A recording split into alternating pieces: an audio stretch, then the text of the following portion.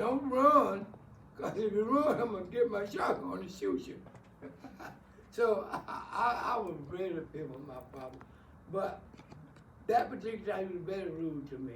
That's why I ran away and I went on. But as I continued to grow and develop in life, I recognized he was a stepping stone to my success. Right. What kind of man was your father? Talk about him just for a second. Who was he? Okay, my father was thank you. My father was a very strong man. And he was a powerful man, and he was fearless. Because he told the white people in the community, he said, why don't you play with them white people? That particular time, we talking about the 40s, okay? Because I was born in 36. And he told me, he said, don't play with them white boys, because what's going to happen if you play with them and you get the best of them, he going to go home and start crying. And the father going to come out and beat you. He said, but they better not. My father told the white people, they'll put your hands on my boy. Said, my children said, I can chastise them, but though you can't do it. And so he wouldn't allow me to deal with that situation. Absolutely. Now, can you remember the first time you encountered racism? And how did that affect your sense of identity? Okay, that's a good question. But I didn't encounter racism too much in Alabama because people knew my father, and they wasn't afraid to mess with my father.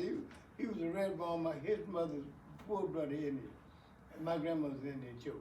So I said that to get on to, and I went in the army.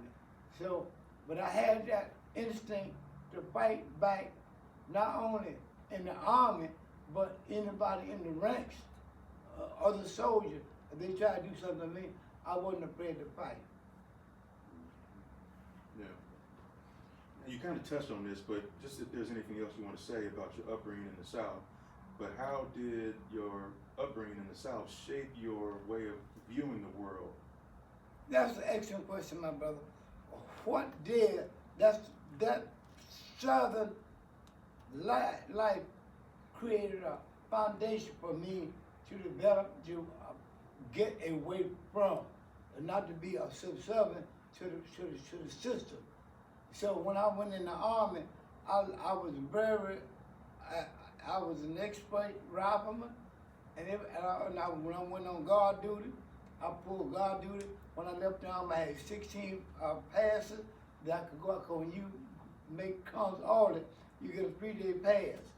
And anytime I went on ranks, my shoe was fit, everything was there, and I knew the ranks from the top, from the president, all the way back to my company commander.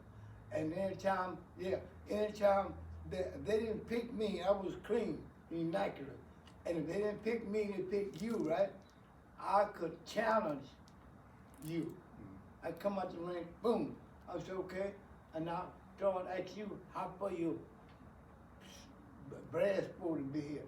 You supposed to know that, what is it? Who is the Secretary General? Who is it? And if you can't answer my question, that means I take your place. So, so when I left Germany, I had about 16, 18 passes that I didn't get a chance to get because they immediately removed me from Germany. Why did they remove me? Because I was going with a German girl, and she had gotten pregnant, and she was coming on post with me, and she was a pretty girl, and I had a racist company commander, and they said, we got to get him out of here. And they got me out of Germany. Wow. This is great, because now we're in the military, we're talking about your experiences.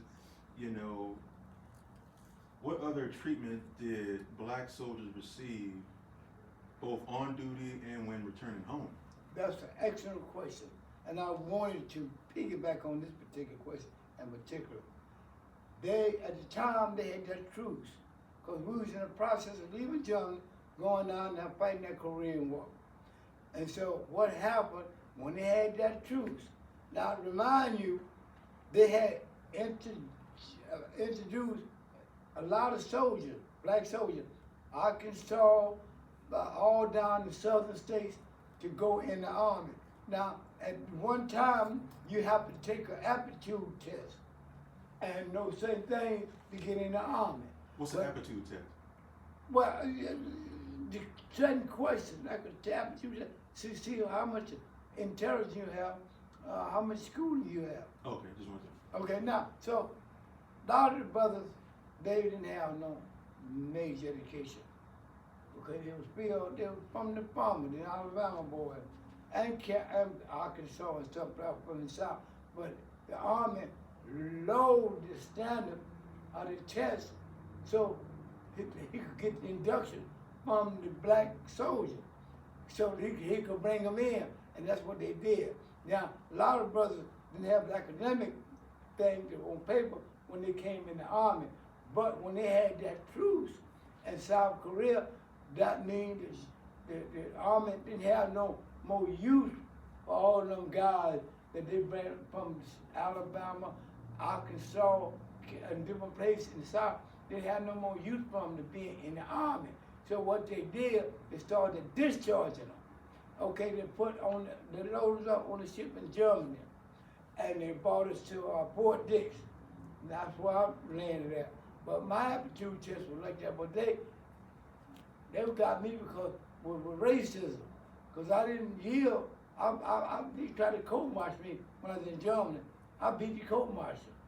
So my company commander said, "You a smart nigga." So much for that. But anyway, they started discharging the brothers because they couldn't pass the aptitude test. And they done been out there ready to give up their life and die. But they come to Fort Dix and they started kicking them out the Army. And I was there. And that's why I landed in Trenton. Wow. Trenton, New Jersey. When I got out there, I didn't go back to Alabama. I just You stayed there. I stayed in Trenton. I stayed in Trenton for that 50 years. Right. Before we get there, I mean, how did your time experiencing all that prepare you mentally or spiritually for what was next? Look, I kind of got to even piggyback on that question now. Yeah. You said what now? Because you experienced all that stuff in the military. You saw what was going on. Okay. How did that prepare you? Did it prepare you mentally and spiritually for what was to come in your life next? Okay. Well, it was a rough ride because my first job in Trenton, New Jersey was a dishwasher. Italian boy, chamber boy. You know, they would control the base controls and the numbers and et cetera. So I would always want to go on the in crowd. So I was a top dishwasher for them. And so I got tired of washing dishes and I committed some crime. I said the crime. There's two other brothers that we went and did some break-in. And so I got busted. And I did 6 months a year in the wake house. So when I come out the wake house, that had prepared me because this guys, different guys in the wake house that come tutored me. And that's when I went on my own, started driving trucks, joined the construction work, and I kept moving until eventually I went and my wife, my daughter's mother, she was into drugs. And I wound up keeping her from prostitute herself. I wound up selling drugs. I got busted.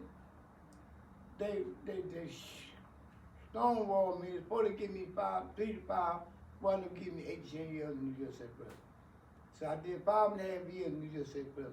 But that's where my life changed. I educated myself. I know how to type. I know economics. Dale Carnegie, how to win friends, and control that thing. 20 steps to influence and control. I studied, that's all I did, study. And I was typing 55 and 60 words a minute. And I had to fight. They gave me a job. I said, I want to go in the office. They said, no, boy. They had one black guy in the office and the rest of them white guys. And so I called in NAACP in Newark, New Jersey, and I said, I need some help. They came down in Rahway, New Jersey, and they told him that man is qualified, give him a job in the office, a working job. And I went in the office in Rahway, and I was down there for about 8 months, and I worked my way to the head clerk, Albert Blackman, the head clerk in Rahway, and the other guys in that thing. It was 4 other clerks. work under me. Because the other day they would have different shops. This one clerk worked this shop, one clerk worked shop, but they had to, after they get their work paperwork, they had to bring the paperwork to me for me to validate it and give it to the head people in Broadway for them to pay the inmates. That's what I did. Who would you say, because prison is, that's what it is, right? Right. When you were there, is there something that you said, well, you basically said it, but elaborate on what was the thing that really propelled you to change and do something different? Excellent question. Now, from the bottom of my heart, I told myself I'm not going to, see, because I educated myself, Dale Carnegie, How to Win, Plan, and Influence People. Another book was 20 Steps to Influence and Control, and I studied them books. Okay, I also, Nelson Mandela, he was fighting his way out of South America. I kept with Nelson Mandela. I kept with him to me. Zanzibar, and otherwise, and Mary McKeever, all the African, when the African movement took place, I scrutinized everything was taking place. And economic, I got a Time magazine that I paid for, and I had U.S. World Report. I studied the magazine like he was studying anything because I want to ascertain the knowledge to be independent and go for myself when I get out of prison. You started a magazine. Huh? You said you started a magazine? No. I was. You paid for advertising. Okay, yeah, I got a subscription in prison. So you had to get a prescription in prison to have them come in. So I got a prescription in Time magazine and U.S. World Report. That's why, and that's the one thing. I got you. Smart. So now we're out of prison, right? And we're talking about this activism now. You were involved in activism during a turbulent and powerful era. What drew you to the teachings of Malcolm X? How did that whole thing? That's an excellent question, brother. Okay, good. Well, let me go back for a minute. What drew me to Malcolm X?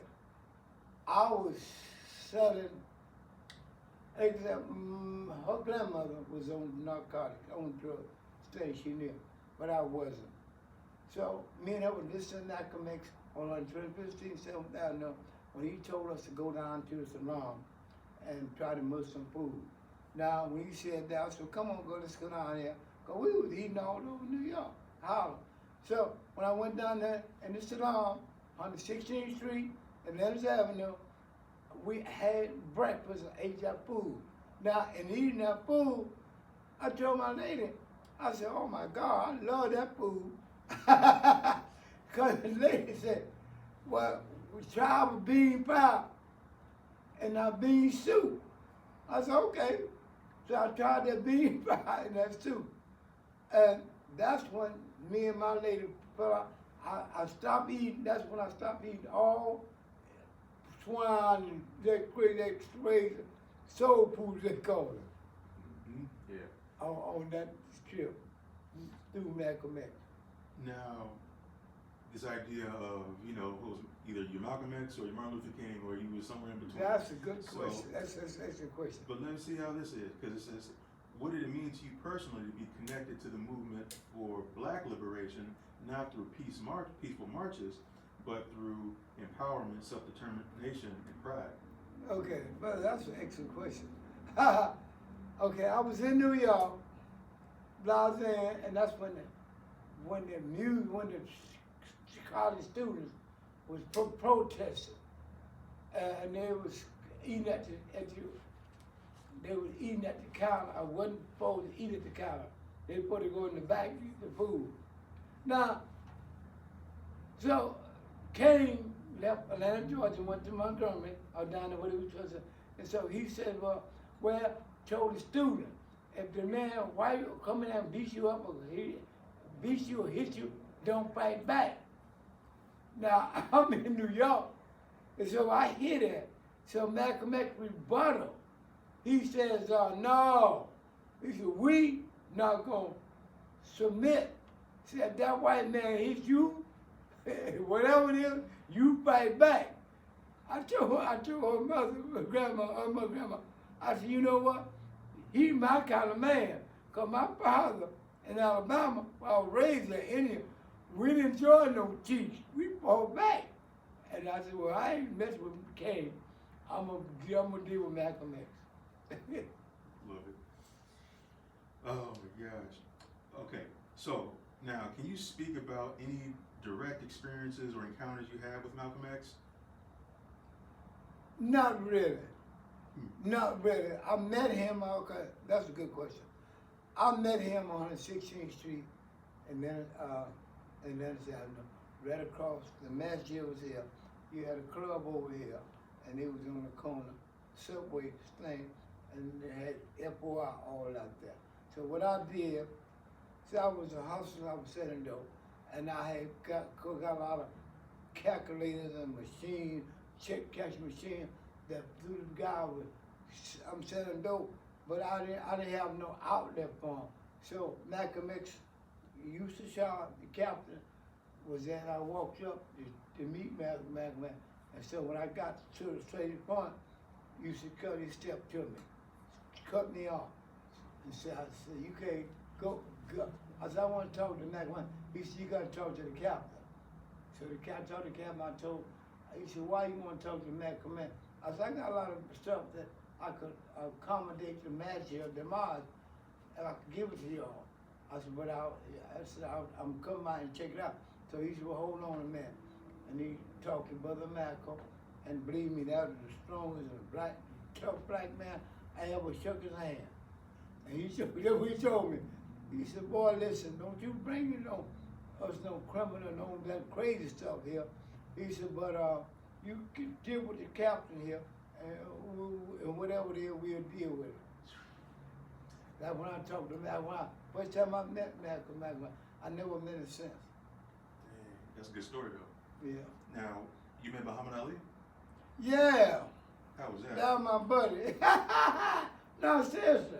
Because he used to come out of Nashville. See, Malcolm, I went to prison.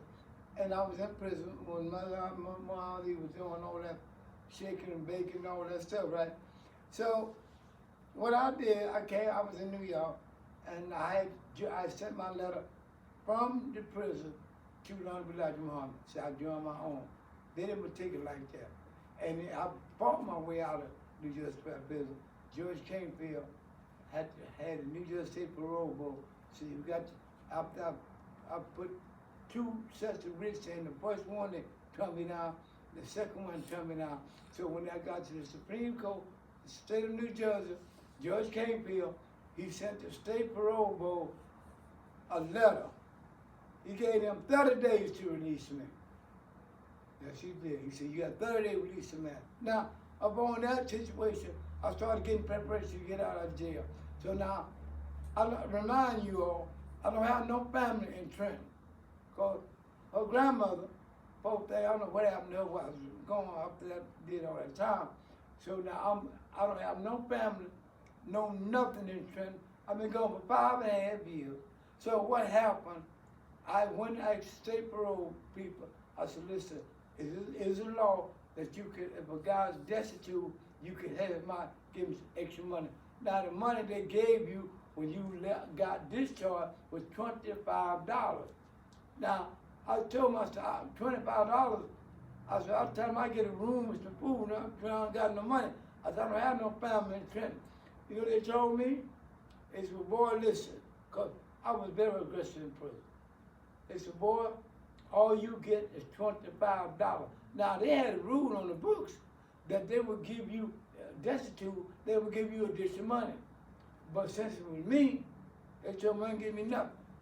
So I left prison with $25. When I got to the parole guy, he took me to a room in Trenton, UNC, and said your room will cost $12, a key $1. So that left me, I paid $13, that left me with $12 to survive. And he took me to a room. And I went from there, I never got a job. I told myself, okay, I ain't gonna slave. Okay, so but I had a couple of friends that knew me on the past, and they took me, this is what he said, it's okay. I said, I went in, I said, I ain't got no real money, okay? I had $50 all together. So they took me to Philadelphia, West Philly, A-Cab. Them brothers was making natural children earrings and plaques and stuff for the blacks. And I spent $50 with them. I bought 3 dozen earrings. I sold $12 earring for $2, and the $9 earring and $6 earring. And that's how my legacy, that's how my situation, I never got a job when I left New Jersey State Prison.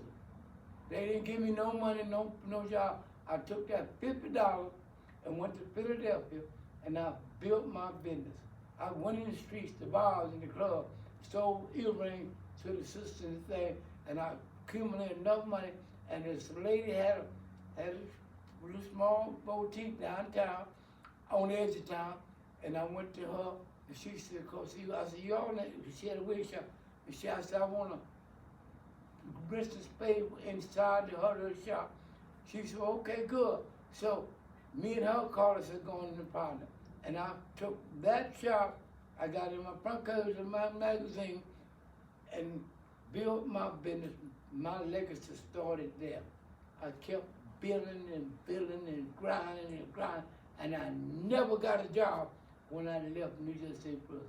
Only job I got is a job I made for myself. From $12. From $12, brother. No, $25.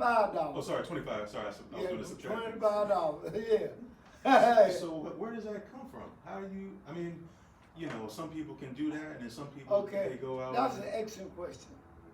My father was a smart man. He didn't work for the white man, the Jim Crow situation. Only thing he did that he was exceptionally smart. He worked sawmill. He put logs on the thing, and they give him a sheet, what they want, 2 poles, or 2 6 by this and this, that, and he take that log and trim it down, turn it over, and then he cut what they wanted. That's how smart my father was. So and I seen him do this as a little boy. And so I knew, and my grandmother was smart. And I hadn't dealt with my mother, because my mother left me when I was 4 years old. And she separated from my father, and she went to Atlanta, Georgia, and I was still in Alabama. Wow. Yeah. So,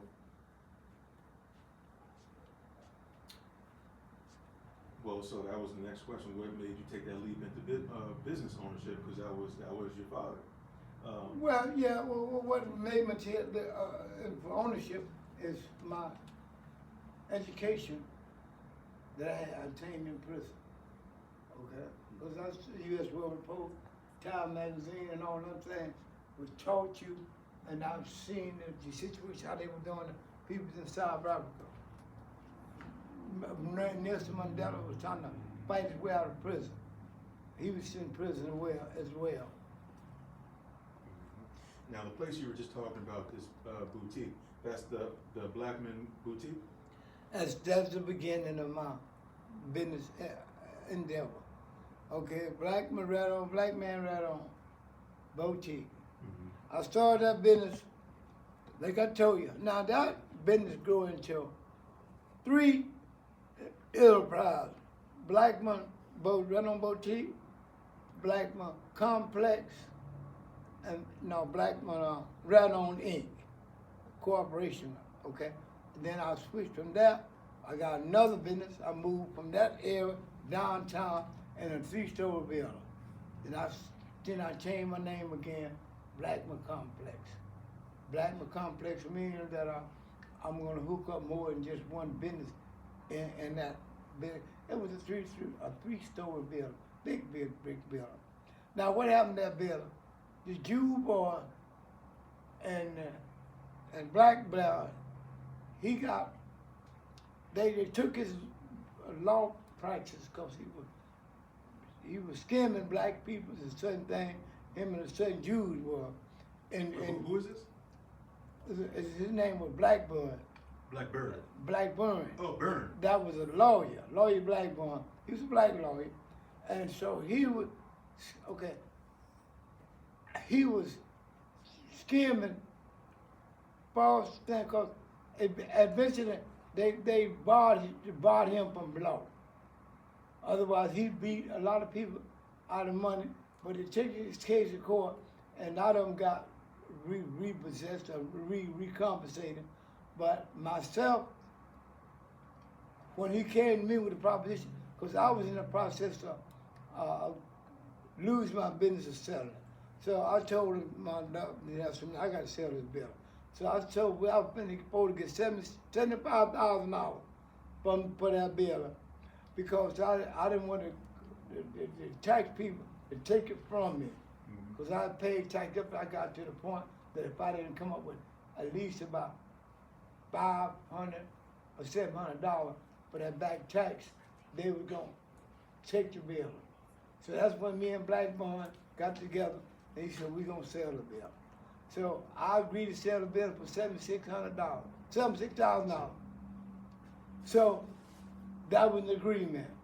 And the Jews supposed to, now see, that case went to Supreme Court, and I still might fight that case now. Since it went to Supreme Court in the state of New Jersey. But only thing about it, when I appealed it. Now, one of the deeds in the city hall was only my name on the bill.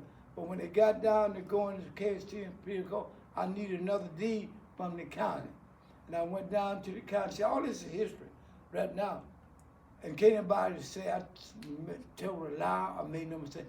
They told me I went to the county court to get that find that deed so I could send it down to Superior Court. But guess what?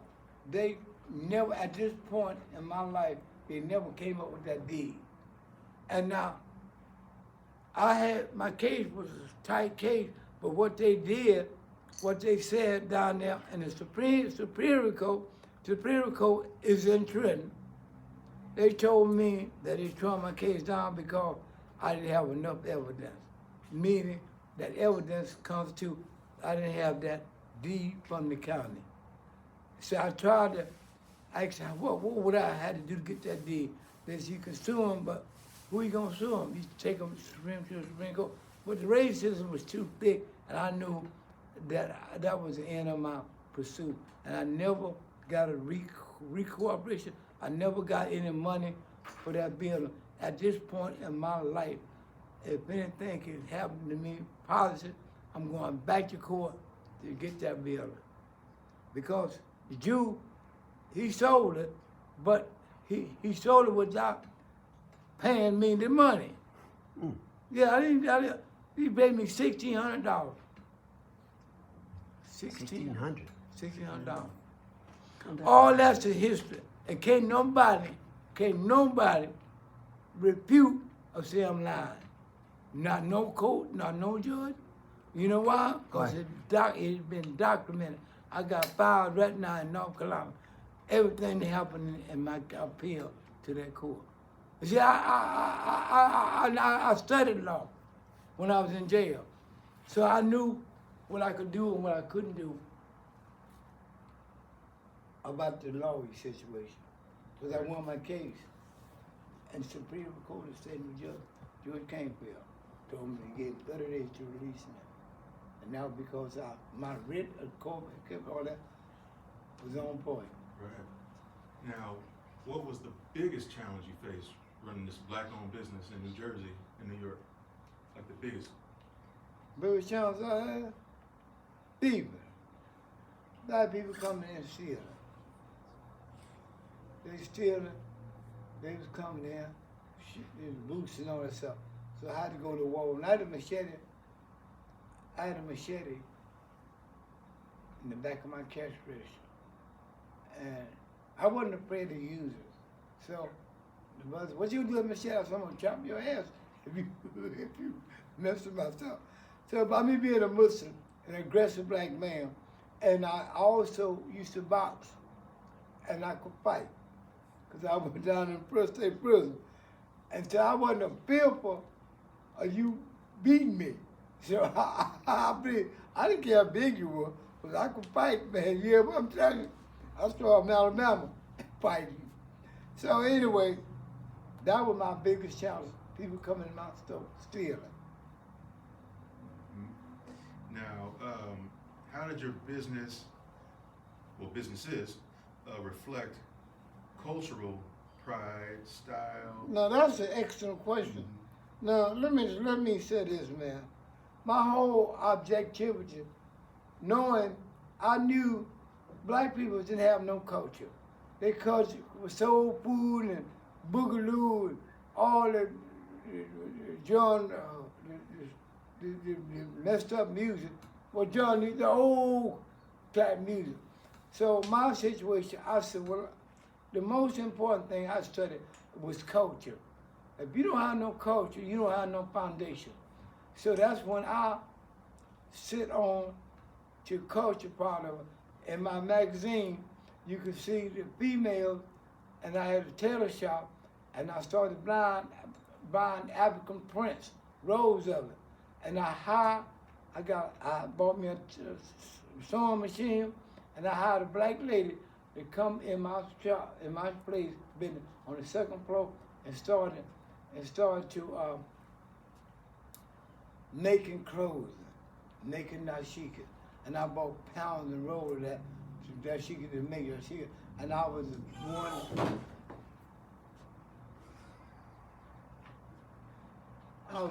That's all right. Okay, I was the The first phones one. go off. I was- You got a good audience. Okay. People are loving it. Okay, Okay, I want to know about the dashiki when you Yeah, we were talking about the dashikis. Yeah. And that was what they made.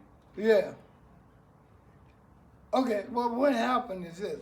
Okay, at first I was just buying the already made dashikis, top and shit like that. But see, I've seen the culture for that. Another thing, what I did in the culture movement, African, okay, I noticed most of the black people had them slave names. So what I did, when a lady come in my shop, she was pregnant, I said, listen, do me a favor, baby. I said, I got an African name book here. I said, don't go in there and pick out a name for your child. Stop naming your children them slave names. See, that one of my, everything I did was black culture. I didn't deviate from that. So now, I would make dashiki, and if you notice, I got my private magazine. I went to college students, and I Livingston, and I brought them down and had a chat with them. I said, I want to start doing a fashion show. Now, in my magazine, you can see all the attire that I made in my tailor shop, and I put them on stage, and I model my outfits as they model their outfits. Did I see that magazine? You seen that magazine? So was Pride magazine? Yeah. I've seen it. Yeah. Well, that's what, if you notice the picture, all them college students were modeling my clothing. Wow. So now I Them got college to students. really And I made that, they come directly from me. That's amazing. So It is, brother. That's, yeah, you just taught everybody the game right there. How you start from something, you build it, and you build something else, and you gotta get out there and do your Yeah, thing with exactly. it. That is exactly what happened. I never stopped. Okay, I was a champ. Okay, my heritage, you read having traits. I could see my grandmother in there, and she raised me to, be very aggressive. She told the Caucasian people around in the community, you better not ever mess with me, and she meant that. And my daddy was the same thing. My father, white man, couldn't touch my daddy, because he was better, he was better to kill him. He was about 6'2", big man, red bone, shit. Yeah, that my father was. But anyway, I started culture, and I took it all the way. And a couple of young ladies, check it out. A couple of young ladies right now is superior judges in the state of in the state of New Jersey. She was down on the dance floor dancing and wearing dashiki, but and all of them that hooked up with me became successful black women. Because Yeah. you taught them how. Exactly. Now, The whole thing was the college. See, and they was in Livingston College, but you know that was time when the student was at the boycotting, but they said, no, we ain't doing that because Jersey wasn't trying to hear that. New Right. Jersey. So what did you actually tell them? Like, and they all became successful, or whatever happened with them. What did you tell them to get them up and create some businesses? Well, okay, it wasn't too much of telling them. I showed them better than I could tell them. See, because they seen my enterprise, and it wasn't a whole lot of, and I was downtown Trenton, okay? And I was the only black man downtown Trenton. And they had a little nigger business around in the community, but that wasn't what I expound on. I told them what they have to be there and culture. I said, now, you all is college student, but you got to center your progress and your endeavor around the black community. You got to teach them culture. You got to economics. That's the only way of surviving this society is economics. And that's what most of them did. All of them. I was within 72. One of them passed away, and the other one got hooked on drugs. But the rest of them, all of them others was very successful. They went on professional women. Is there a moment that you saw in their journey that they were really paying attention? You was like, okay, that's what you need to do. That was it. Yeah, they was intrigued because they was intrigued with me because I created a situation for them to flex their muscles and show off their skills. See, now I'll give a typical example. It was a guy named Ella Fitzgerald ran for the mayor, black mayor in Trenton. So I knew it would be hard for him to win, but I went out my way, and I in my tailor shop to make black garments and put them on stage to support him. Fitzgerald, Fitzgerald to be mayor. So, and I also model. If you look at my magazine, you can see me coming off the stage, and coming off the stage in my different attire. And also, check this out. Also, what was his name? The brother, no, the one won the gold medal in Mexico when they took it from him. He was winning the track, but he raised his picture. Him and Kim and Carlo. He in the picture. He in my magazine now. What is it called, but whatever. He raised his fist up saying Black Power as he was on there in the process of receiving his gold medal. But they took his gold medal. What? Yeah, what is it, Carlos? They took his gold medal. Yeah, they took his gold medal in Mexico when he won the gold medal running. He was on the run. I know you remember, but you can't remember the name right now. Yeah. If I I could have had my magazine. I got it in my attaché case, and I could have recalled all this. It's all right. We're gonna flash it back. Yeah. Yeah. Okay. Good. We're gonna flash it right across when you say it. Okay. We're gonna put it up there. So that's a great story. There was something I wanted to talk about, but I slipped That's my mind. amazing, man. It's a knockout. Yeah, ain't no joke, man. Oh, What I'm saying. you were telling us what you taught them, and there was once that was the story you were telling us about the one guy, but you told it. Okay, so now we're talking about family legacy. How we live on I got 4 minutes left. I got over a half hour, and then I had to delete footage that was on there. Oh, okay. Not related to this. Gotcha. Just try to save memory. I thought I had more. Okay. And I've been recording now for about 10 minutes. Yeah. About 4 minutes left. And what I did on this, the Audio's been recording the whole time now. Perfect. So your husband, father, grandfather, what lessons do you have, or what lessons do you hope your family continues to live by? That's a good question, brother. And I was hoping you get to that. Okay, now, I know for a fact there's no black man in Trenton history served the black people as I did. You can't even find them nowhere. So now I said that to say this one thing.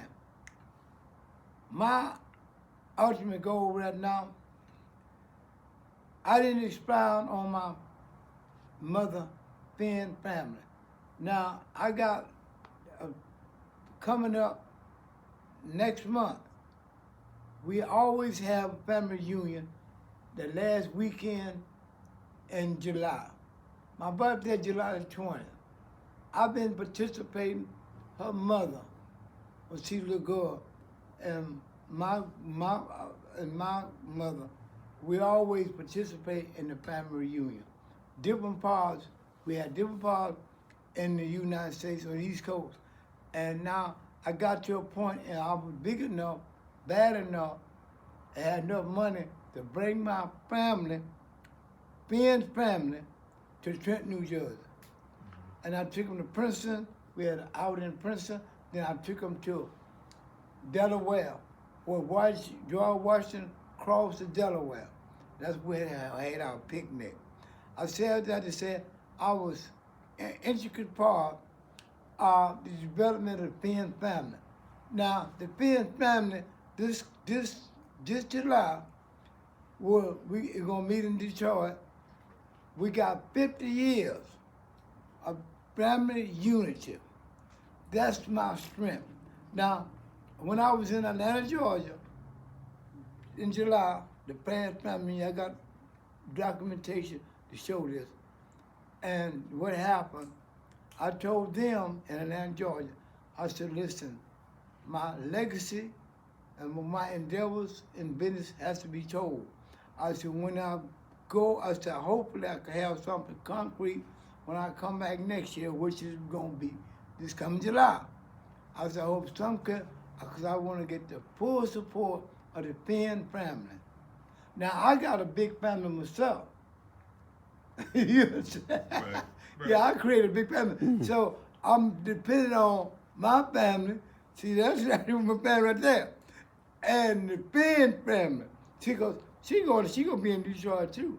And instead of me running my mouth to the Finn family, I'm gonna let her do that. And now, we believe in supporting each other. And so I believe that my book and what we're doing here, I swear Almighty God, because I have people all over the East Coast, the Finn family. And we've been together for 50 years. We've been growing. That's a long time. And not only that, now, but last but least, I'm going to try to figure out between me and her, whatever, we set up some kind of cooperation enterprise, when if the books, my legacy books that they generated, the family on the Finn's family, I'll make a notation and next semester, a book called $20. Now, if they sell some books, then not just them with $2 or $3, what we decide to give up, but that's gonna go on the escrow for the future Finn family development growth coming from me. Love it. That's what I have in mind coming up legacy. in Detroit. That's legacy. That's what I'm talking about. Yeah. So is that what you believe is the greatest legacy within your bloodline? What if that isn't it? What do you believe is your greatest legacy within your bloodline? Well, okay, I'm being honest with you. I figure my greatest legacy in my bloodline gonna be my children. I mean, because right now, okay, I got 7 daughters.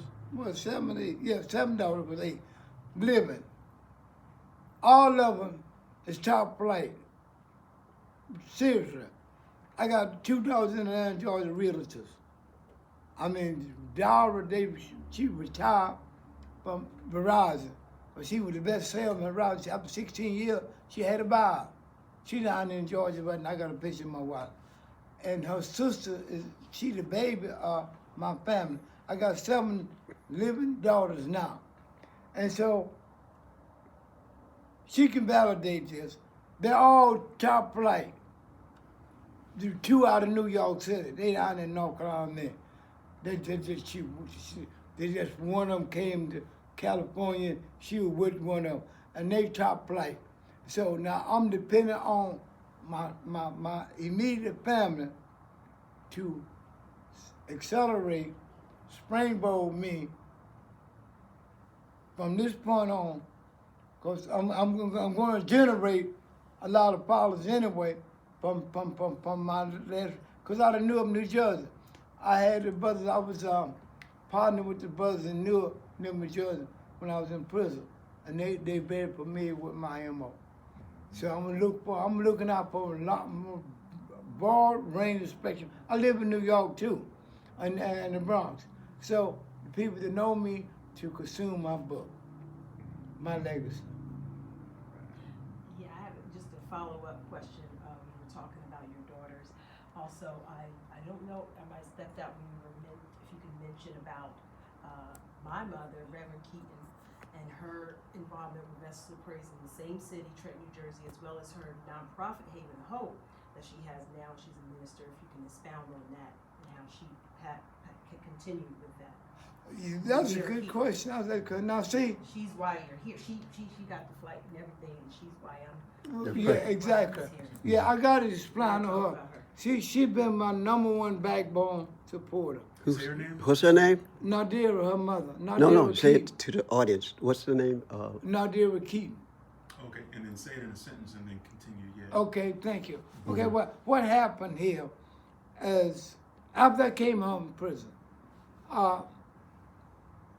me and her had an internal relationship because her first pregnancy, she was in school and her family had control of her.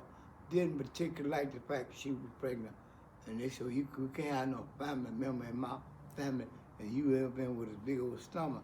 So at this particular time, I had my own place and I had space for my children in case something happened, and that did happen. So I bought her mother, and in my house, she had all the accessibility. I bought me a 1973 Coupe Cadillac, and she was 16 years old. She didn't have no driver's license. But I let her and my other friend have my car, and I tutored her. And check this out. I had a Smith Corona.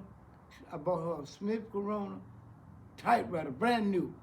And I bought her a desk and put it in my office for her exclusively.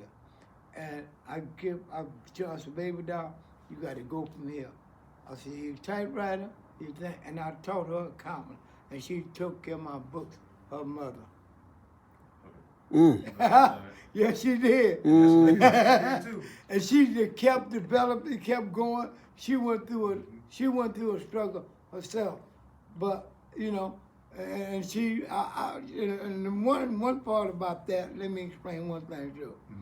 Her father, since we on that subject, her father, I didn't particularly like him and the young brother, but they was coming into Islam. They were part of my league. And there's about 4 or 5 of them.